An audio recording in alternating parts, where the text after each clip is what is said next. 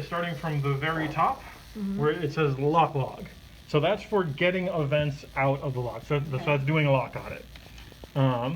What you do up here is there is a window for how many events do you want to see. So I'm just going to say 100 events. We plug in here. And then I'm going to hit readout. So I hit that readout button, and it wants my password. So you see this will flash green. It's not taking for some reason.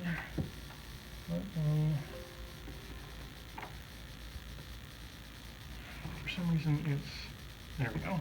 Gotta push harder than usual on that.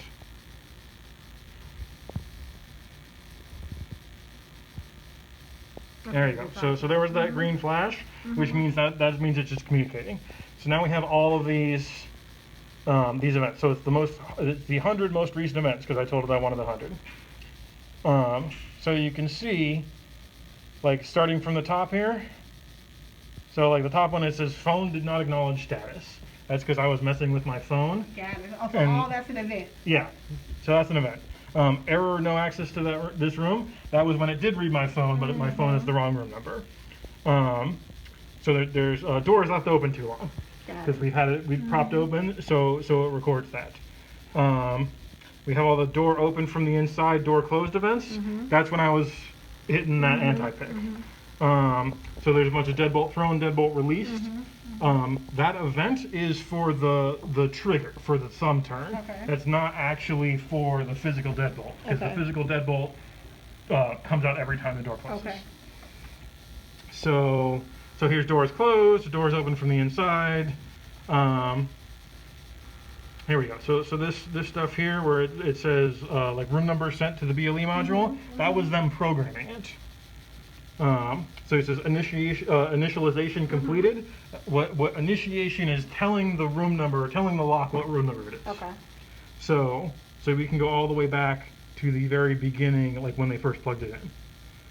So yeah, so the very first one is door unit cold started. That's like when it comes out of the factory, it has no events or anything. That's what it says. It's cold started. So when you unplug this, this will go or no? No. So if you unplug it, then this all stays behind. Okay. If you closed the program, then this would go away. Okay. If you want to save it, so you hit that save button. Yeah. Okay.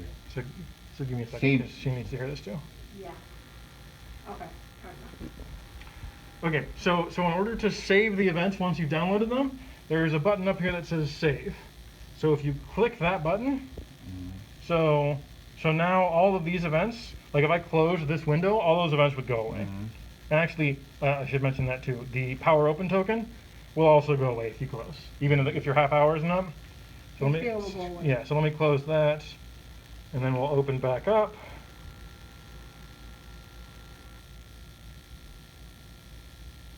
So we open back up, and it says power open token is expired.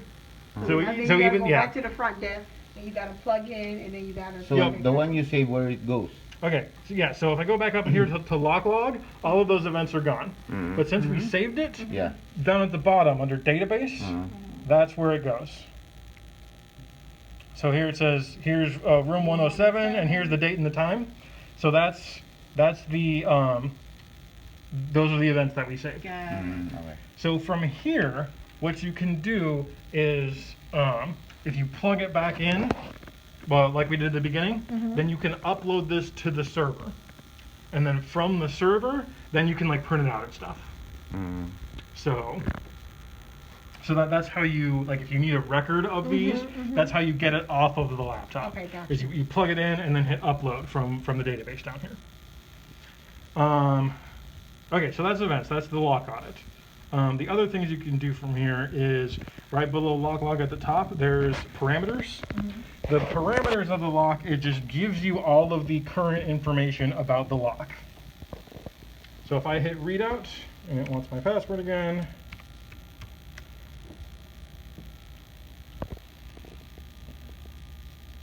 I don't know why it's not taken. So we will have our own password and. Yes. Okay, so I hit readout and it gives me all of this information about the lock. So you can see that's the room number. This is room 107. That's the firmware. That's like the version of the programming in the lock itself. If you keep scrolling down, you can see like this is a 4.5 volt lock case, which is the 3 AA's because each AA battery is 1.5 volts. You can see it has BLE. BLE is Bluetooth Low Energy. That's the mobile access. Okay. So you can see all the different like features that are active on this. This is just the general information tab. If you go to lock information, the important one here is the date and the time, because this thing has its own clock. So that's how it stores all the date and the time of the events is based on its internal clock. So whenever you program this from the laptop, it takes the laptop's date and time and sets it in the lock. Okay. So you got to make sure that that is correct. Okay. But yeah, you can see, so right now it says the lock is locked. Here's all your various like modes it can be in. It's not in stand open mode, it's not in emergency mode, it's not in passage mode. So, you know, it's just a regular door that's just waiting for a key. Down here you can also see the battery voltage. So it says battery voltage is 4.8 volts. Which the maximum theoretically is 4.5 for 3 AA's. So like these are brand new batteries, they're in good shape. So and you can see it says battery is okay. It goes to battery is low status at I believe 3.8 volts, and then at 3.5 volts its battery is critical status. When it's in low battery, what'll happen is whenever you use a staff key to connect to open it, if the battery is low, instead of just flashing green and opening, it will flash yellow 4 times. And then in low status, it will flash green 1 more time and then open. And if it's in critical status, it will flash red and will not open. That's when the housekeepers need to let you know. When they see that yellow flash, when they try to open it, they need to let you know. Because once it gets to red, it's too late. Yep. So if it's flashing red, then you will need to power it open. You have to come over with this. If it's flashing red like that, the guests can still get in. It will let a guest key work. It will not let a staff key work at that point.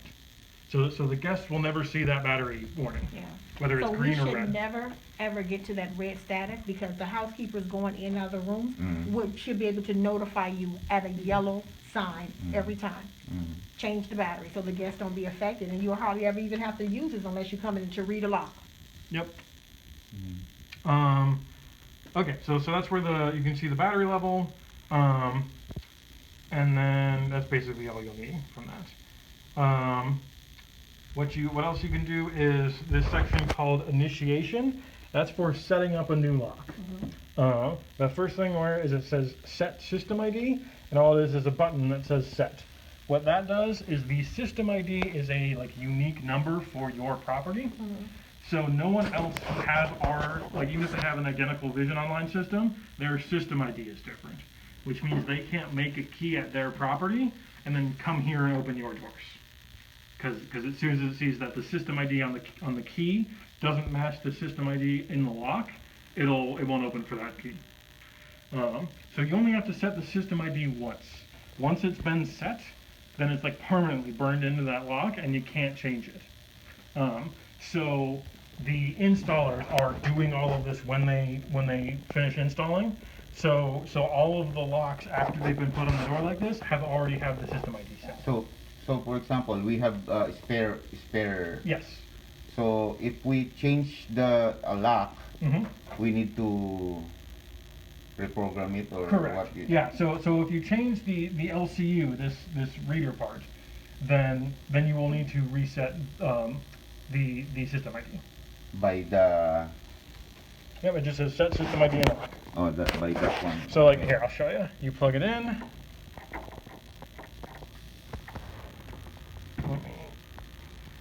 And then you hit set. And this one it says system ID is already set.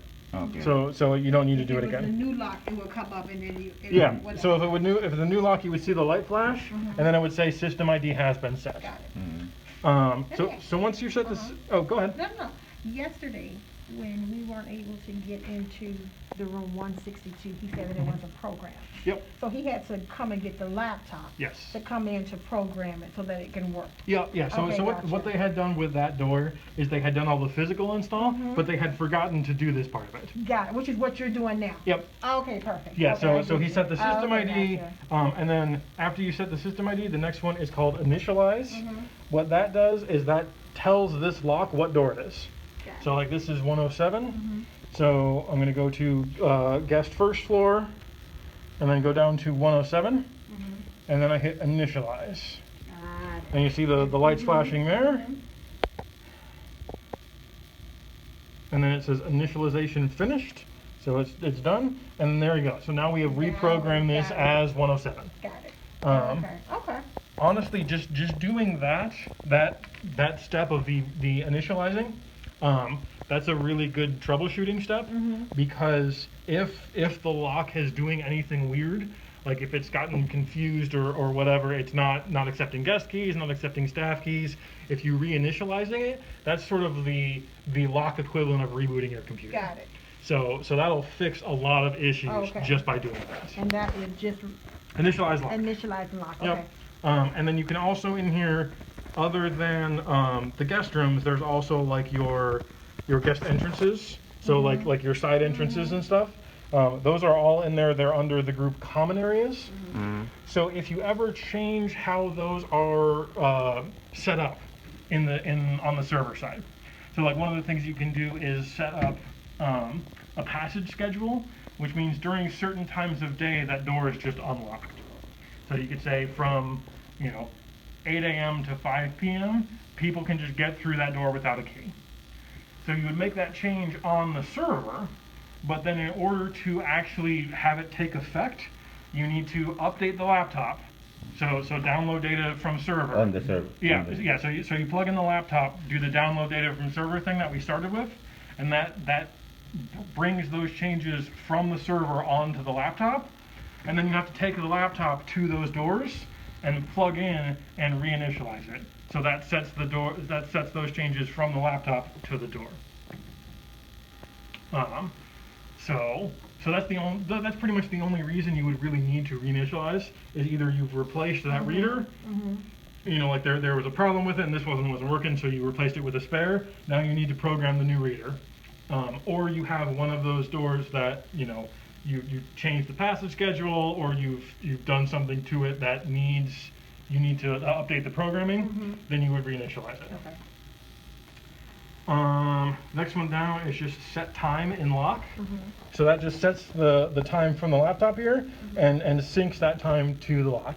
That also happens whenever you initialize, but there's also just a separate option. If you don't want to reinitialize everything, you just need to confirm the time, you can do that. They do track the time themselves, and they do automatically switch back and forth for daylight savings. So the only time you should really need to manually reset the time is if the batteries die. If the batteries die completely, it won't lose the time, but it will stop counting forward. So if it's noon when the batteries die, and then you change it 2 hours later, it'll be 2 p.m., but the clock starts counting from noon. Got it. So however long the batteries are dead, that's how far behind the clock will be. Got it. So you plug in and you set time, and that sets it to whatever the laptop is set to. So that's how you update that.